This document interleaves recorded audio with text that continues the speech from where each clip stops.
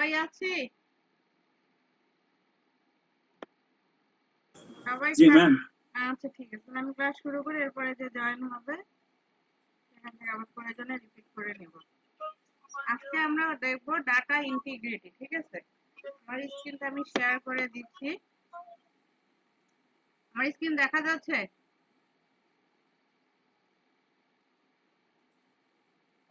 না মিস না দেখা ম্যাম, দেখতে পাচ্ছি না।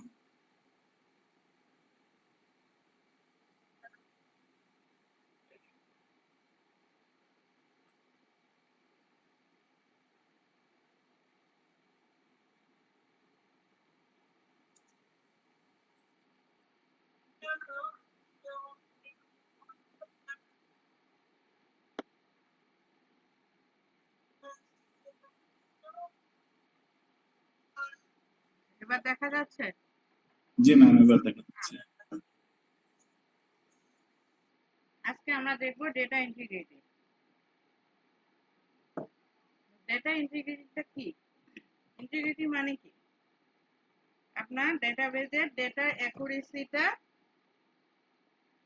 অ্যাকুরেসিটা এবং কনসিস্টেন্সিটা মেইনটেইন করার জন্য ইন্টিগ্রিটি রুলসটাকে অ্যাপ্লাই করা হয়।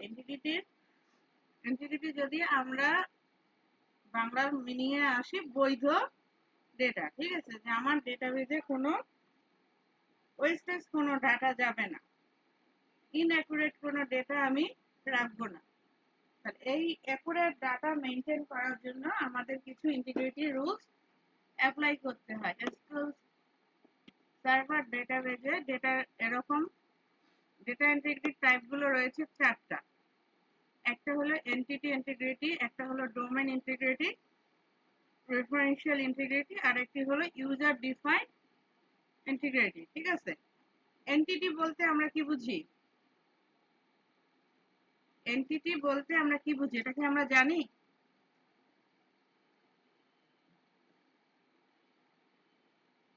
আপনারা একটু রেসপন্স করবেন, আওয়াজ দিবেন।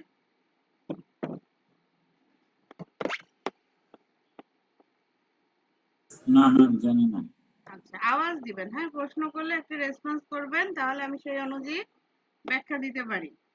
এন্টিটি বলতে বুঝে এক একটা রেকর্ড হলো এক একটা এন্টিটি, অর্থাৎ কোনো কিছু সম্পর্কে ডিটেলস ইনফরমেশন আপনি যেটা জানতে পারেন এটাই হলো আপনার একটা এন্টিটি।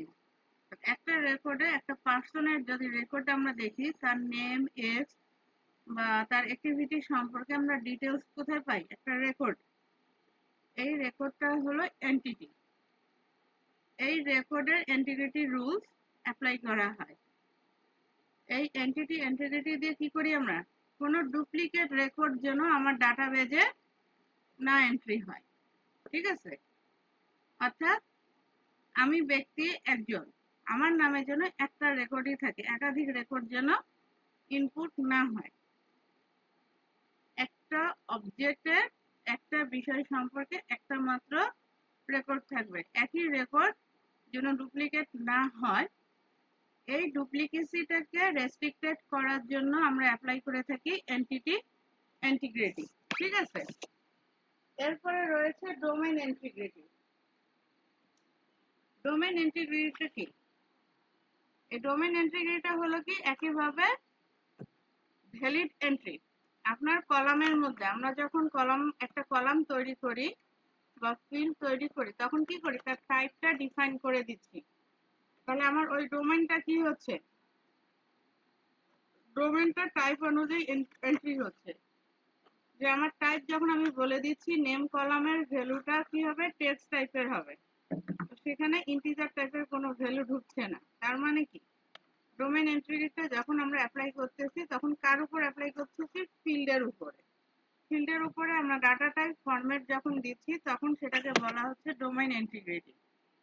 ঠিক আছে, আর রেফারেন্সিয়াল ইন্টিগ্রিটি হলো আমরা যখন রেফারেন্স দিই, একটা কলামের রেফারেন্স আর একটা টেবিলে ইউজ করি, যেটা হলো কি প্রাইমারি কি এবং ফরেন কি দিয়ে যখন আমরা রিলেশনশিপ তৈরি করি, তখন সেটা হলো রেফারেন্সিয়াল ইন্টিগ্রিটি। যখন আমরা দুটো টেবিলের মধ্যে প্রাইমারি কি এবং ফরেন কি দিয়ে রিলেশনশিপ দেই, তখন আমাদের এতটুকু এনশিওর করি আমরা যে প্রাইমারি কি যদি ওই ভ্যালুটা না থাকে, ফরেন কি কলামের ভ্যালুতে ওই ভ্যালুটা ইনপুট হবে না। অর্থাৎ আপনার টেবিলে প্রাইমারি কি এর যে ভ্যালু যেটা আছে এটাকেই আপনি ফরেন কি এর ভ্যালু হিসেবে ইনপুট করতে পারবেন। যখন এটা হবে তখন হলো কি রেফারেন্সিয়াল ইন্টিগ্রিটি। ঠিক আছে, আর এরপরে যেটা রয়েছে user define integrity. User define মানে আমি ডেটাবেসের ইউজার, আমি আমার প্রয়োজন অনুযায়ী যে কাস্টম ইন্টিগ্রিটিটা তৈরি করব, এটা হলো ইউজার ডিফাইন ইন্টিগ্রিটি। আমার অ্যাজ এ ডেটাবেস অ্যাডমিনিস্ট্রেটর আমার ডাটাবেসটাকে অপারেট করার জন্য, আমার ডেটাগুলো অপারেট করার জন্য, ঠিক আছে, আমার ডেটাগুলোকে অপারেট করার জন্য, আমার ডেটাগুলোকে অপারেট বা মেনটেন করার জন্য যদি কোনো ইন্টিগ্রিটি তৈরি করার প্রয়োজন হয় আমার বিজনেস রুলস অনুযায়ী, তখন আমরা তৈরি করে থাকি, তখন সেটাকে বলা হয় ইউজার ডিফাইন্ড ইন্টিগ্রিটি। ঠিক আছে, তাহলে আমরা এন্টিটি ইন্টিগ্রিটি, ডোমেইন ইন্টিগ্রিটি তো আমরা টাইপ এবং ফরম্যাট দিয়ে অ্যাপ্লাই করি। এখন আমরা এন্টিটি ইন্টিগ্রিটি দেখব। ঠিক আছে, তো যে কোনো ধরনের ইন্টিগ্রিটি অ্যাপ্লাই করার জন্য এসকিউএল সার্ভারে কি রয়েছে, কনস্ট্যান্ট রয়েছে। ঠিক আছে, ডাটাবেস কনস্ট্যান্ট কি করে, এই যে ডেটা ইন্টিগ্রিটিকে ইনফোর্স করে। অর্থাৎ আমার এই যে ডেটা ইন্টিগ্রিটির যে টাইপগুলো রয়েছে এই টাইপগুলোকে যদি আমি অ্যাপ্লাই করতে চাই তখন আমাকে কার সহায়তা নিতে হবে, কনস্ট্যান্ট। কনস্ট্যান্ট মানে কি, রুলস রেগুলেশন, সত্য। তাহলে এন্টিটি অ্যাপ্লাই করতে গেলে আমার কি করতে হবে, কনস্ট্যান্ট করতে হবে।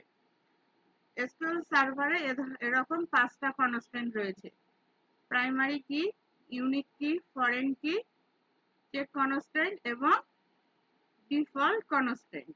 ঠিক আছে, এছাড়া আরো যেটা হয় ডাটা টাইপ, নালেবিলিটি আর অলসো কনস্ট্যান্ট। ঠিক আছে, আমরা এই যে এখানে পড়েছি ডোমেইন ইন্টিগ্রিটি কি, আমরা যখন কোনো টাইপ দিয়ে রেস্ট্রিক্টেড করে দেই এটাও আমাদের ওয়ান কাইন্ড অফ কনস্ট্যান্ট। এবং আমি যখন নালেবিলিটি অ্যালাউ করব কি করব না একটা কলামে, সেটাও আমার একটা ওয়ান কাইন্ড অফ কনস্ট্যান্ট।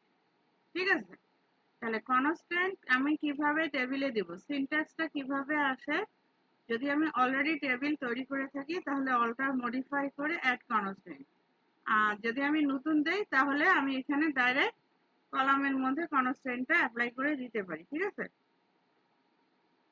তাহলে এখন আমরা এসকিউএল সার্ভারে যে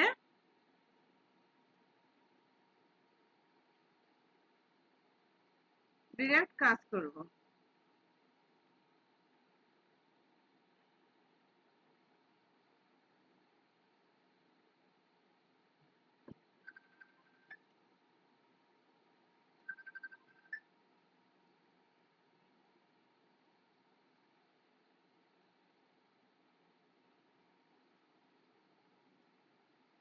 সোমো, সোমো, এই তো নানি ফোন দিছে, ফোনটা নিয়ে যাও।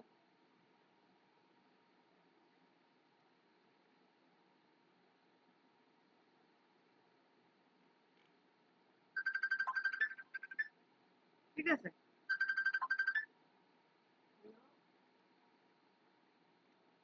তাহলে কনস্ট্যান্ট অ্যাপ্লাই করার ক্ষেত্রে আমরা নতুন টেবিলের মধ্যেও করতে পারি, টেবিল ক্রিয়েট করার সময়, অথবা টেবিলটা যদি আমার ক্রিয়েট করা থাকে এক্সিস্টিং টেবিলেও আমরা কনস্ট্যান্ট অ্যাড করতে পারি, মডিফাই করতে পারি। ঠিক আছে, এটা হলো কি ডিফল্ট কনস্ট্যান্ট। ওই গেল সার্ভার।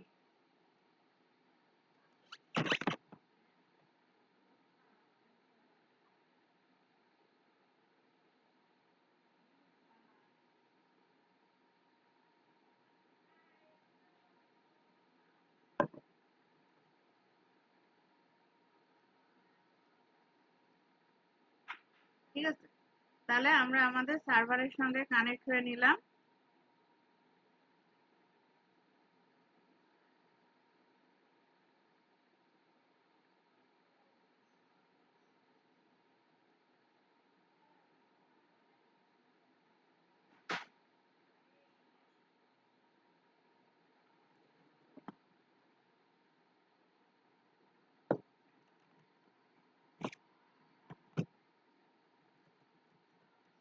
ক্রিয়েট ডেটাবেস,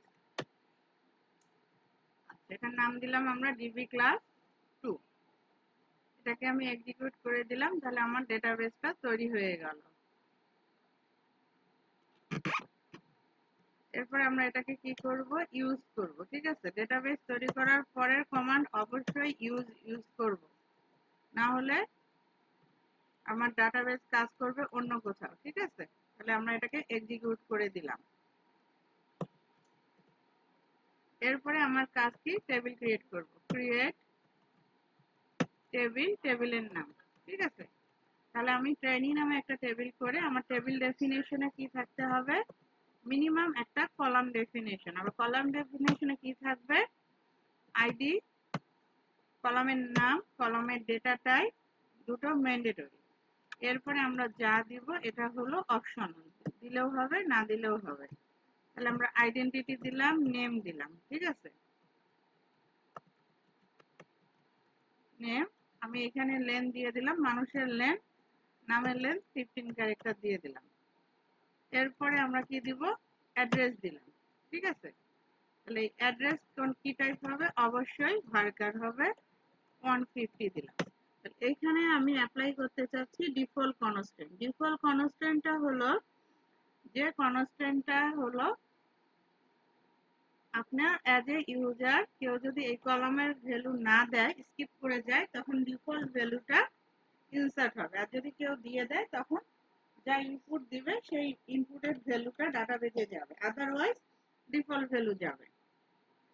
আমাদের মোবাইলে যেরকম ডিফল্ট সেটিংস থাকে, তাহলে ডিফল্ট ভ্যালু কনস্ট্যান্ট। তাহলে আমি এখানে কিভাবে দিব, কনস্ট্যান্ট, এখানে একটা কনস্ট্যান্টের নাম। ঠিক আছে, যেহেতু এটা আমি ডিফল্ট ভ্যালু দিচ্ছি, নাম দিলাম কি, ডিএফ। আরো কিছু দিতে পারি। তারপরে হলো কি, কনস্ট্যান্টের টাইপ ডিফল্ট, দেন হলো ভ্যালু। তাহলে ভ্যালুর মধ্যে আমি এখানে দিয়ে দিলাম ঢাকা। ঠিক আছে, এই তিনটা কলাম দিয়ে আমি টেবিলটাকে ইনপুট করে নিয়ে নিলাম। ঠিক আছে, এবার যখন আমি ডেটাবেজে ডেটা ইনসার্ট করি, ইনসার্ট ইনটু টেবিল নেম, দেন হলো কি ভ্যালু। তাহলে আমি শুধুমাত্র নেম কলামের ভ্যালু ইনপুট করব, এজন্য আমাকে কি করতে হবে, কলামের নামটা উল্লেখ করতে হবে। তাহলে আমি এখানে নাম দিলাম কি, তামিল। যেহেতু একটা কলামে দিব, এজন্য আমাকে কলাম লিস্টটা প্রোভাইড করতে হবে। আর আমি যদি সবগুলো কলামের ভ্যালু দেই তখন আর দেয়া লাগে না। ঠিক আছে, এবার আমি সিলেক্ট করে এক্সিকিউট করে দিলাম, ওয়ান রোজ এফেক্টেড। তাহলে আমি যদি select study from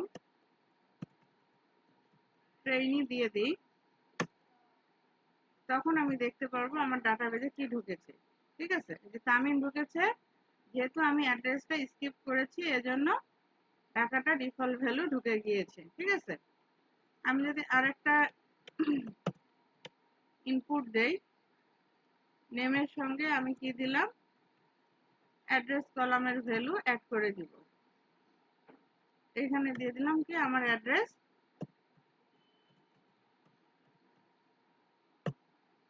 Rangpur. Execute করে দিলাম। এবার যদি আমি চেক করি, তাহলে আমি দেখতে পাবো কি, আমার প্রোভাইডেড ইনফরমেশনটা ডেটাবেজে এন্ট্রি হয়ে গেছে। তাহলে ডিফল্ট ভ্যালু হলো ইউজারের জন্য, আপনার যদি জানা থাকে যে এই কলামের ডিফল্ট ভ্যালুটা এটা হবে, তখন আমরা কি করব, ডিফল্ট ভ্যালুটা দিয়ে দিব। ইউজার যদি দিতে মিস করে যায় বা স্কিপ করে, তখন আমরা এটা ইনপুট করে দিতে পারবো। ঠিক আছে, যে এই কলামের ভ্যালুটা নাও থাকছে না। বুঝতে পেরেছি? এটা হলো আমাদের। এখন আমাদের টেবিলের মধ্যে কি কি কনস্ট্যান্ট আছে এটা চেক করার জন্য এক্সিকিউট একটা স্টোর প্রসিডিউর রয়েছে, এসপি হেল্প কনস্ট্যান্ট। ঠিক আছে, দিয়ে আপনার টেবিলের নাম, তাহলে আমার টেবিলের নাম কি, ট্রেইনি।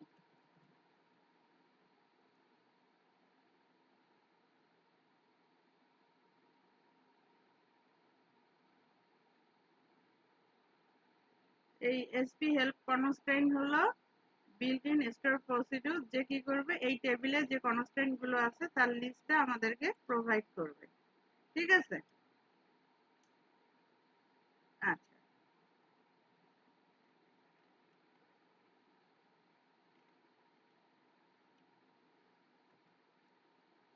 এই যে দেখেন ট্রেনিং টেবিলে ডিফল্ট কনস্ট্যান্টটা অ্যাড হয়ে গিয়েছে।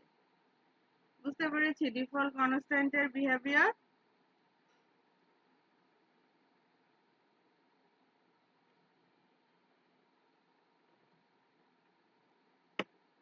আচ্ছা নেক্সট এটা আমরা দেখলাম ডিফল্ট কনস্ট্যান্ট, তাহলে এটাকে আমরা সেভ করে দেই, দিয়ে আমরা পরেরটাই যাই। ঠিক আছে,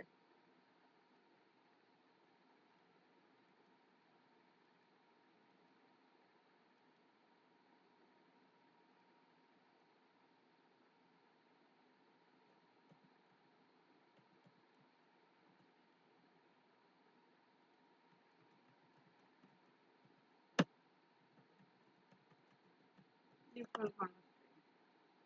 এরপরে আমরা আরেকটা নতুন কোয়েরি নেই, ডিফল্ট কনস্ট্যান্ট কেটে দেই, আমরা ইউজ করব চেক কনস্ট্যান্ট। ঠিক আছে, এরপরে আমরা দেখব চেক কনস্ট্যান্ট। চেক মানে কি, আমরা চেক করব আমার কলামের ভ্যালুটা ইনপুট দেওয়ার আগে ঠিকঠাক আছে কিনা। চেক কনস্ট্যান্ট আমরা তিন ভাবে অ্যাপ্লাই করতে পারি, একটা হলো রেঞ্জ অফ ভ্যালু, একটা হলো প্যাটার্ন, আর একটা হলো এক্সপ্রেশন। ঠিক আছে, রেঞ্জ দিয়ে, প্যাটার্ন দিয়ে, আর এক্সপ্রেশন দিয়ে তিন ভাবে আমরা চেক কনস্ট্যান্ট অ্যাপ্লাই করতে পারি। তাহলে এখানে দেখেন প্রোডাক্ট টেবিলে কি করতেছি, আমরা দিচ্ছি কি ক্যারেক্টার কত হবে 5 ক্যারেক্টার লেন্থ হবে। এখানে আমরা কি করলাম চেক কনস্ট্যান্ট অ্যাপ্লাই করলাম। এই আইডিটা কি রকম হবে, লাইক দিয়ে, যে আইডিটা প্রথমে পি থাকবে, পি এর পর একটা হাইফেন থাকবে, দেন থার্ড ব্র্যাকেটের ভিতরে আমরা কি করছি 0 থেকে 9 একটা রেঞ্জ দিয়েছি, অর্থাৎ এই রেঞ্জের মধ্যকার একটা ক্যারেক্টার এখানে বসবে। ঠিক আছে, তাহলে আমি তিনটা রেঞ্জ দিয়েছি, তাহলে এখানে তিনটা ডিজিট বসবে, 0 থেকে 9, 0 থেকে 9 একটা, 0 থেকে 9 একটা, তিনটা, হাইফেন একটা চারটা, পি একটা হলো পাঁচটা। তাহলে আমরা এখানে বলেছি কি পাঁচটা ক্যারেক্টার হবে। প্রোডাক্ট নামে টেবিলে আইডি কলামের লেন্থ হবে পাঁচটা ক্যারেক্টার এবং শুরু হবে পি দিয়ে, পি এবং হাইফেনটা কমন সবার থাকবে, পরে তিনটা ডিজিট ডিফারেন্ট হবে। ঠিক আছে, এবং প্রাইস আমরা কি জানি প্রোডাক্টের প্রাইস কখনো 0 হয় না, সর্বদা কি হবে 0-র বেশি হবে। কেউ যদি ভুলে 0 ইনপুট দেয় তাহলে প্রোডাক্টটা নিয়ে আমরা কাজ করতে ঝামেলা হবে। এর জন্য আমরা টেবিলে স্ট্রাকচার তৈরি করার সময় কি করে দিব, প্রাইস গ্রেটার দেন 0। ঠিক আছে, তাহলে কলাম নেম, কলামের টাইপ নট নাল, মানে প্রাইস কখনো নাল হবে না, অবশ্যই সেটাতে ভ্যালু দিতে হবে। চেক কনস্ট্যান্টের নাম চেক কনস্ট্যান্ট, আপনার যদি কনস্ট্যান্টের নাম ডিফল্ট ভাবে আমি দিতে চাই তাহলে কনস্ট্যান্ট কিওয়ার্ডটা আর ইউজ করতে হবে। সরি, যদি ডিফল্ট নাম আমি নিই তাহলে চেক কনস্ট্যান্টটা ইউজ না করলেও হবে। আর যদি আমার নিজের নাম আমি দিতে চাই তখন চেক চেক এর আগে কনস্ট্যান্ট কিওয়ার্ড দিয়ে কনস্ট্যান্টের নাম, দেন কনস্ট্যান্টের টাইপ, দেন হলো এক্সপ্রেশন। ঠিক আছে, এই যে প্রাইস গ্রেটার দেন 0 এটাকে বলা হচ্ছে এক্সপ্রেশন। বুঝতে পেরেছি? তাহলে এই টেবিলটা যদি আমরা এখন তৈরি করি, ক্রিয়েট টেবিল, টেবিলের নাম কি দিলাম প্রোডাক্ট। তাহলে আমরা কি বলেছি প্রোডাক্ট টেবিলে আইডি নামে একটা কলাম আছে, তার টাইপ হলো ক্যারেক্টার, ক্যারেক্টার মানে সিঙ্গেল ক্যারেক্টার। ঠিক আছে, আর যখন ভার্কার দিব তখন কি হবে মাল্টিপল ক্যারেক্টারের সমন্বয়ে ওয়ার্ড হবে বা সেন্টেন্স হবে। তাহলে 5 ক্যারেক্টার সমৃদ্ধ, এবং এটার আমরা একটা প্যাটার্ন দিয়ে দিচ্ছি, এর কনস্ট্যান্টটা কি হবে চেক। ঠিক আছে, তাহলে চেক কি করবে আইডি লাইক, এই যে লাইক অপারেটর আমরা প্রথম ক্লাসে ফিল্টারিং করেছিলাম। ঠিক আছে, তাহলে কি হবে লাইক, আইডিটা কি রকম হবে লাইক এরকম হবে, এবং সেটা অবশ্যই কোটেশনের ভিতরে দিব, প্রোডাক্ট পি হাইফেন 0 থেকে 9 এরকম 0 থেকে 9 হ্যাট ব্র্যাকেটের ভিতর রেঞ্জ দিচ্ছি মানে এখান থেকে একটা ডিজিট সে নিতে পারবে, একটার বেশি নিতে পারবে না। ঠিক আছে, তাহলে আমি এখানে চেক বলে দিলাম আমার এই আইডিটা কিরকম হবে। আচ্ছা, এসকিউএল সার্ভার কেস ইনসেনসিটিভ, অর্থাৎ ছোট হাতের বড় হাতের ম্যাটার করে না।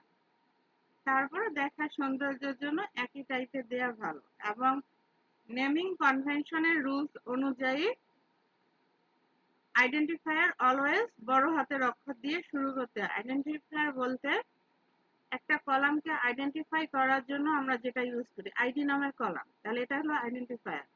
এর প্রথম অক্ষরটা ক্যাপিটাল লেটার। টেবিলের আইডেন্টিফায়ার হলো টেবিলের নেম, তাহলে টেবিলের নামের প্রথম অক্ষরটা বড় হাতের হওয়া উচিত।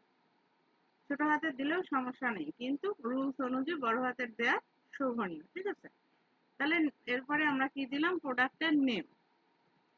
প্রোডাক্টের নেম দিলাম কি, ভার্কার লেন্থ দিলাম হলো 10।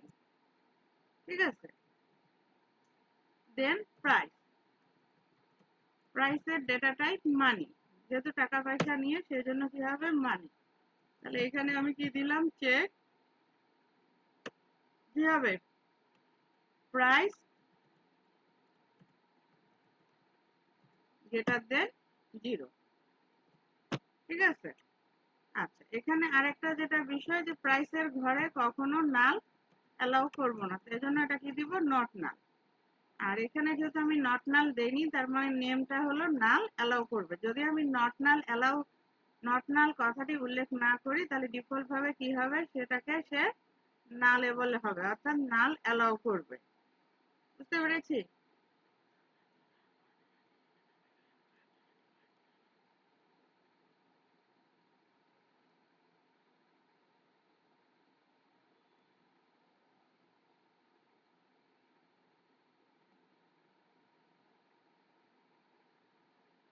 আচ্ছা, যিনি পরে জয়েন করেছেন আমি রিপিট করব, সমস্যা নেই, এখান থেকে দেখতে থাকেন, পরে রিপিট করে দিব। ঠিক আছে, আর আপনাদের কিছু বলার থাকলে কমেন্ট বক্সে লিখে রাখবেন, আমি রিপিট করব।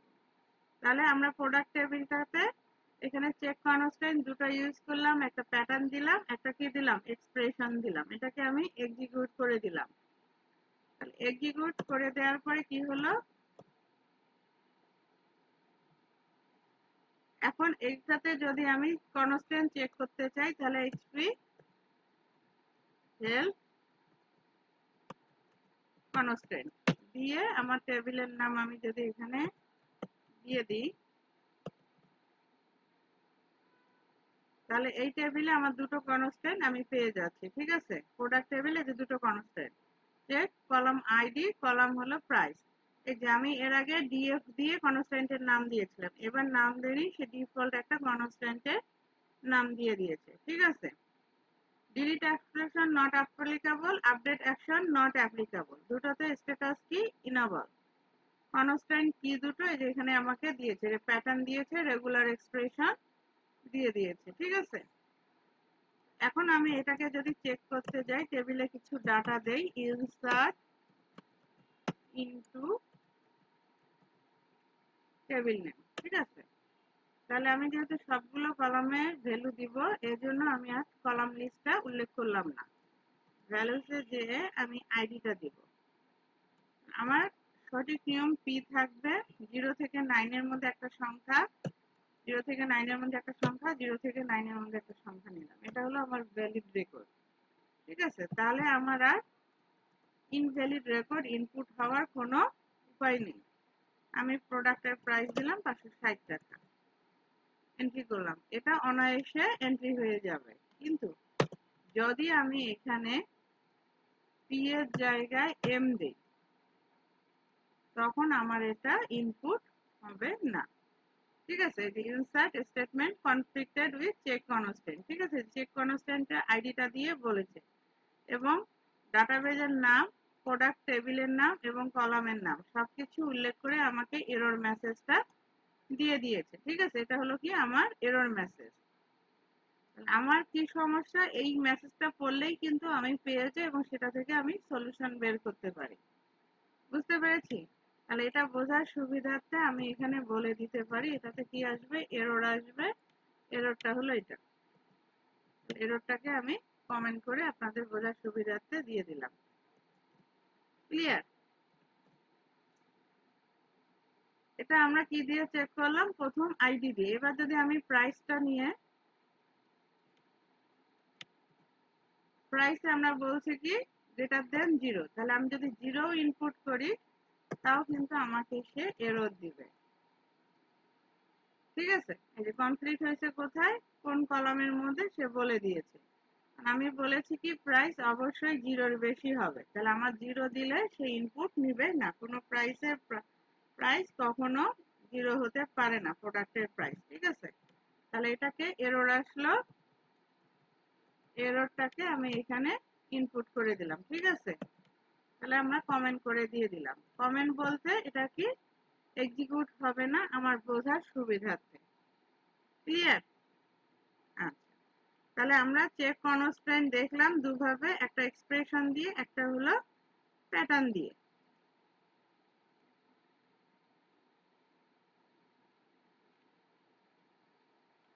আচ্ছা, চেক কনস্ট্যান্ট আমরা দু জায়গায় দিতে পারি, একটা হলো টেবিল লেভেলে আর একটা হলো কলাম লেভেলে। এটা আমরা দিয়েছি কোথায়? কলাম লেভেলে, অর্থাৎ কলামের ডেফিনেশনের সঙ্গে আমি কনস্ট্যান্টটা অ্যাপ্লাই করেছি। যদি আমার কনস্ট্যান্টটা সিঙ্গেল কলামের উপরে হয়, ঠিক আছে, যদি আমার কনস্ট্যান্টটা হয় সিঙ্গেল কলামের উপর, তখন আমরা কলাম লেভেলে দিব। কিন্তু কনস্ট্যান্টটা যদি আমার মাল্টিপল কলামের উপর হয়, তখন অবশ্যই আমাকে এটা টেবিল লেভেলে দিতে হয়। তাহলে এই প্রোডাক্ট টেবিলের উপরে আমি কনস্ট্যান্টটা অ্যাপ্লাই করব। তাহলে আমার যেহেতু টেবিলটা অলরেডি তৈরি করা হয়েছে, আমি এটাকে ড্রপ করে দিলাম, ড্রপ টেবিল প্রোডাক্ট। ঠিক আছে? ড্রপ হলো কি করে দিলাম। এখন আমরা এখানে দুটো কলাম অ্যাড করে দেই। একটা হলো কি অর্ডার ডেট। অর্ডার ডেটের টাইপ কি হবে? Date, date type. ঠিক আছে? আর একটা হলো কি আপনার ডেলিভারি ডেট, এটা হলো ডেট টাইপ। তাহলে এখানে আমি যদি ভুলক্রমে ডেলিভারি ডেটটা অর্ডার ডেটের আগে দিয়ে দেই, তাহলে কি হবে? ভুল ইনপুট হবে। এইটাকে, এন্ট্রিটাকে রেস্ট্রিক্টেড করার জন্য আমরা এবার চেক কনস্ট্যান্ট অ্যাপ্লাই করব। ঠিক আছে? তাহলে এখানে ডেলিভারি ডেটটা অবশ্যই অর্ডার ডেটের থেকে বড় হবে, পরে অর্থাৎ বড় হবে। অর্ডার ডেট বা তার আগে হতে পারবে না। কিংবা অর্ডার ডেটে যদি ডেলিভারি দেই তাহলে কি হবে? Greater than or equal two হবে। তাহলে এখানে যেহেতু আমার দুটো কলাম মিলে কনস্ট্যান্টটা হবে, এজন্য এটা হবে টেবিল লেভেল, অর্থাৎ কলামের ডেফিনেশন শেষে আসবে। আর কলাম লেভেলটা কখন হবে? কলামের ডেফিনেশনের সঙ্গে। ঠিক আছে? তাহলে চেক কনস্ট্যান্ট, এখানে আমরা কি দিব? চেক হলো কি একটা মেথডের মতো কাজ করবে, এজন্য অবশ্যই প্যারেনথেসিস দিব। তাহলে delivery date greater than or equal to order date. ঠিক আছে?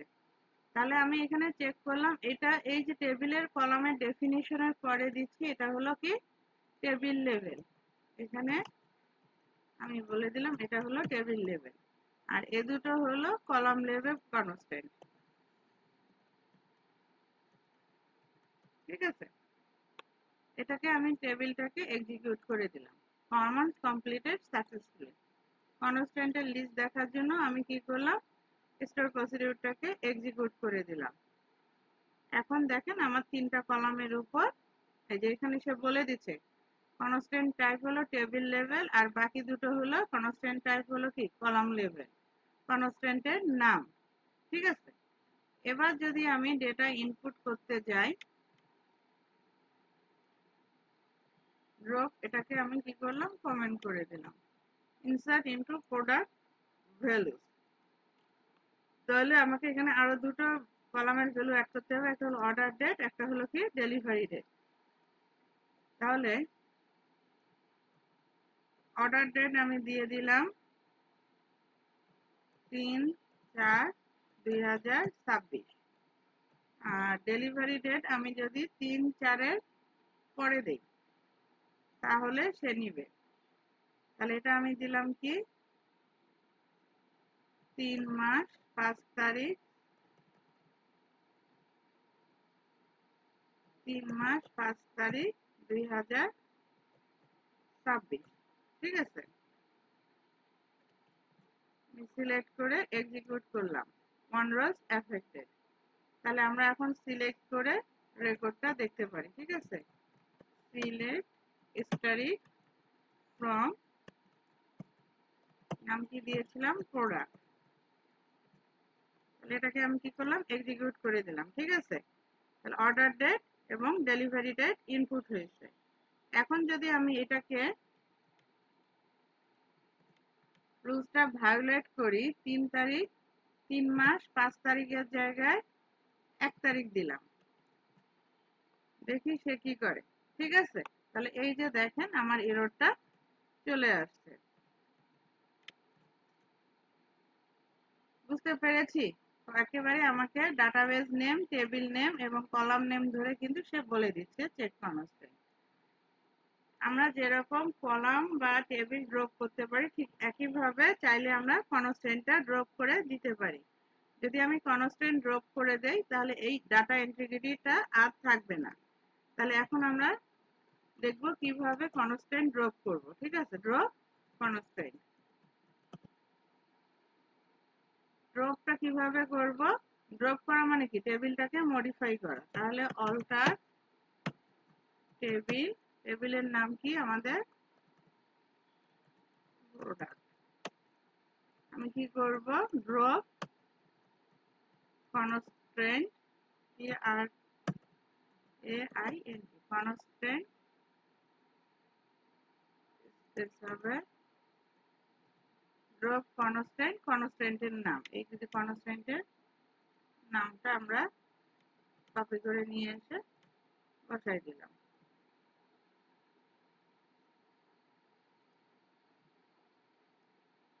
কোটেশন দেওয়া লাগবে।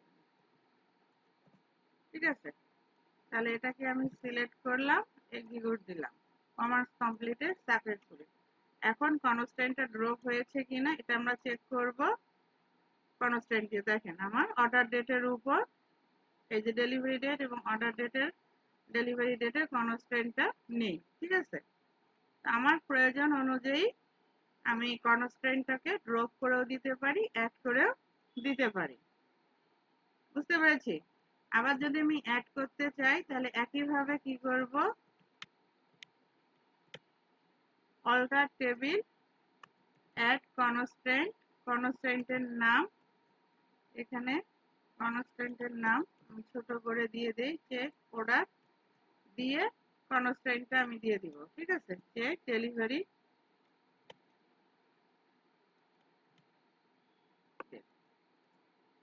এক্সিকিউট করে দিলাম। Commands completed successfully, SP help constant দিয়ে আমি চেক করে নিলাম আমার টেবিল লেভেলে কনস্ট্যান্টটা অ্যাপ্লাই হয়েছে। ঠিক আছে, তাহলে আমি টেবিল ক্রিয়েট করার সময়ও কনস্ট্যান্ট অ্যাড করতে পারি কিংবা এক্সিস্টিং টেবিলকে মডিফাই করেও কনস্ট্যান্ট অ্যাড করে দিতে পারি। কনস্ট্যান্ট আমি রাখতে না চাইলে কি করে দিতে পারি, ড্রপ করে দিতে পারি। আমার কাছে সমস্ত ফ্লেক্সিবিলিটি এসকিউএল সার্ভার দিয়ে রেখেছে। ঠিক আছে, ক্লিয়ার?